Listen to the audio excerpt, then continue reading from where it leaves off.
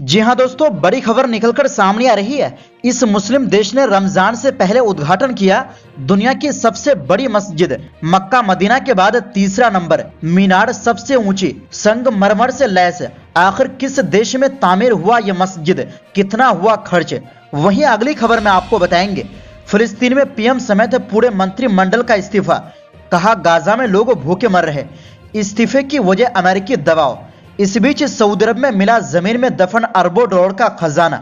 इसी के साथ आपको बताएंगे अमेरिका ने खोए हैं 3 परमाणु हथियार, एक तो हिरोशिमा से 70 गुना ज्यादा शक्तिशाली, किसी का पता नहीं। जानेंगे क्या है पूरी खबर, सब कुछ हम आपको विस्तार से बताएंगे, तो आप मेरे साथ इस वीडियो के आखिर तक बने रहिए।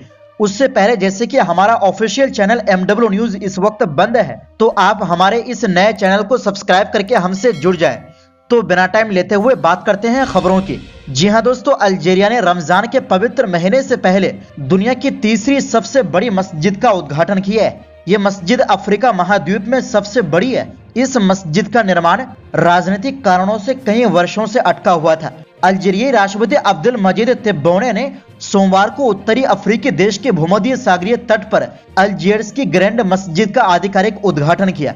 इस मस्जिद को स्थानीय रूप से जामा अल जाज़ेर के रूप में जाना जाता है। इस मस्जिद में 265 मीटर यानी 869 फीट की दुनिया की सबसे ऊंची मीनार है। अल्जियर्स की ग्रैंड मस्जिद में एक साथ 1,20,000 लोग नमाज अदा कर सकते हैं। सऊदी अरब के मक्का और मदीना में इस्लाम के सबसे पवित्र स्थलों के बाद यह दुनिया की सबसे बड़ी मस्जिद है। ऐसे में इस मस्जिद की अहमियत का अंदाजा आप इसी बात से लगा सकते हैं। अल्जियर्स की ग्रैंड मस्जिद को 7 साल में बनाया गया है। ये मस्जिद 27.25 हेक्टेयर यानी लगभग 70 एकड़ में बनी हुई है। इसे लकड़ी और संगमरमर की खूबसूरत नक्काशी से सजाया गया है। इसमें एक हेलीकॉप्टर लैंडिंग पैड और लाइब्रेरी भी बनाया गया है जो 10 लाख किताबें रखने में सक्षम है। इस मस्जिद का आधिकारिक उद्घाटन जानबूझकर रमजान के ठीक पहले किया गया है ताकि मुकद्दस महीने के दौरान यहाँ सार्वजनिक इबादतें और कार्यक्रमों की मेजबानी की जा सके। लेकिन इसका उद्घाटन समारोह काफी हद तक औपचारिक था क्योंकि यह लगभग 5 वर्षों से अंतर्राष्ट्रीय पर्यटकों और अल्जीरिया के लोगों के लिए खुला हुआ है। इस मस्जिद को पहली बार अक्टूबर 2020 में नमाज के लिए खोला गया था।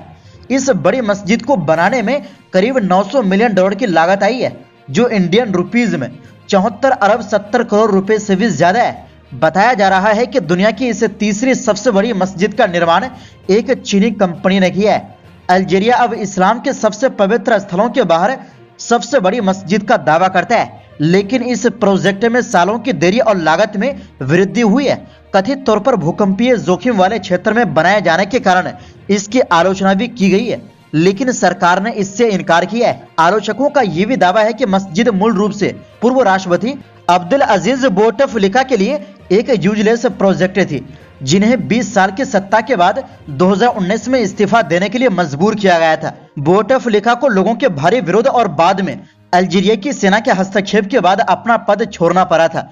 उन्होंने पहले इस मस्जिद का नाम अपने नाम पर रखा था। उन्होंने फरवरी 2019 में इस मस्जिद का उद्घाटन करने की योजना भी बनाई थी, लेकिन ऐसा कभी हो ना सका। वैसे रमजान से पहले दुनिया की तीसरी सबसे बड़ी मस्जिद के उद्घाटन पर आप क्या कहेंगे, अपनी राय कमेंट बॉक्स में दें। इसी के साथ आपको बता दें कि जी हाँ दोस्तों, फिलिस्तीनी प्रधानमंत्री मोहम्मद सतायह समेत पूरी सरकार ने इस्तीफा दे दिया है। कतर के मीडिया हाउस अल जजीरा के मुताबिक प्रधानमंत्री मोहम्मद सतायह ने कहा, गाजा पट्टी में फिलिस्तीनी भूख से तड़प रहे हैं, वहां लगातार इजरायली हमले हो रहे हैं, वेस्ट बैंक और यरूशलेम में भी हिंसा बढ़ रही है। इसे देखते हुए मैंने इस्तीफा राष्ट्रपति महमूद अब्बास को सौंप दिया है। अल जजीरा के मुताबिक मोहम्मद सतायह का इस्तीफा ऐसे समय में हुआ है जब अमेरिका प्रेसिडेंट अब्बास पर फिलिस्तीन में नया पॉलिटिकल स्ट्रक्चर बनाने का दबाव बना रहा है। रिपोर्ट के मुताबिक इजरायल हमास जंग खत्म होने के बाद फिलिस्तीन राज्य की स्थापना होगी। इस राज्य पर किसका शासन होगा, अमेरिका इसको लेकर इजरायल और फिलिस्तीनी अथॉरिटी से बात कर रहा है। अमेरिका का कहना है कि यहाँ शासन के लिए नया पॉलिटिकल स्ट्रक्चर बनाया जाना चाहिए। फिलिस्तीनी प्रधानमंत्री मोहम्मद सतायह के इस्तीफे के बाद अब राष्ट्रपति महमूद अब्बास को तय करना होगा कि क्या वो इस्तीफा स्वीकार करते हैं या नहीं।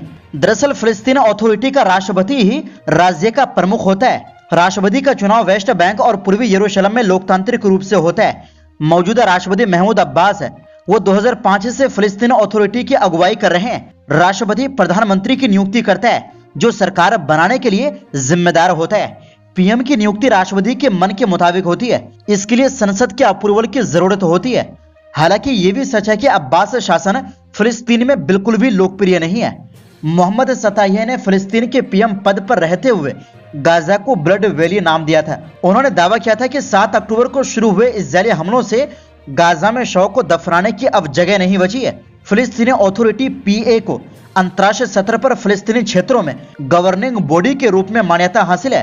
पीए का नेतृत्व फिलिस्तीनी राष्ट्रपति करते हैं और इसकी एक लेजिस्लेटिव बॉडी है जिसे फिलिस्तीन लेजिस्लेटिव काउंसिल कहा जाता है। दरअसल फिलिस्तीन में 2 बड़ी पार्टियां हैं, जिनमें एक हमास और दूसरा फतह है। हमास एक हथियारबंद संगठन है और 2007 से हमास गाजा पट्टी में शासन कर रहा है। वहीं फतह के अगुवाई वाले फिलिस्तीन अथॉरिटी का वेस्ट बैंक और यरूशलेम में शासन चलता है, जिसे अंतर्राष्ट्रीय समर्थन हासिल है। फिलिस्तीन अथॉरिटी अंतर्राष्ट्रीय स्तर पर फिलिस्तीनियों का प्रतिनिधित्व करता है। फिलिस्तीन में राजनीतिक व्यवस्था फिलिस्तीनी अथॉरिटी के तहत चलती है। फिलिस्तीन लिबरेशन ऑर्गेनाइजेशन पीएलओ और इजराइल के बीच ओस्लो समझौते के बाद 1994 में पीए को एक इंटरिम एडमिनिस्ट्रेटिव बॉडी के रूप में स्थापित किया गया था। इसी बीच खबर है कि सऊदी अरब को जमीन में दफन करोड़ों डॉलर का खजाना मिला है। यह खजाना कुछ और नहीं बल्कि 15 ट्रिलियन क्यूबिक फीट गैस है। इसकी खोज सऊदी अरब के जाफुरा क्षेत्र में की गई है। सऊदी अरब ने कन्फर्म किया है कि राज्य की तेल कंपनी अरामको के विशाल जाफुरा क्षेत्र में महत्वपूर्ण मात्रा में अतिरिक्त गैस भंडार मिला है, जिससे देश के ऊर्जा क्षेत्र को बढ़ावा मिलेगा। सऊदी अरब के ऊर्जा मंत्रालय ने रविवार को कहा कि अतिरिक्त भंडार में 15 ट्रिलियन क्यूबिक फीट गैस और 2 अरब बैरल कंडेंसेट है।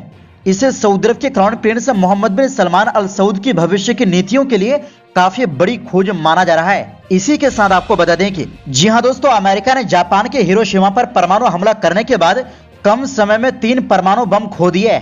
इन परमाणु हथियारों का कभी पता नहीं चल सका। इसमें से एक बिना विस्फोटक वाला थर्मोन्यूक्लियर या हाइड्रोजन बम भी शामिल है, जो फिलीपीन सागर के तट पर कहीं पड़ा हुआ है।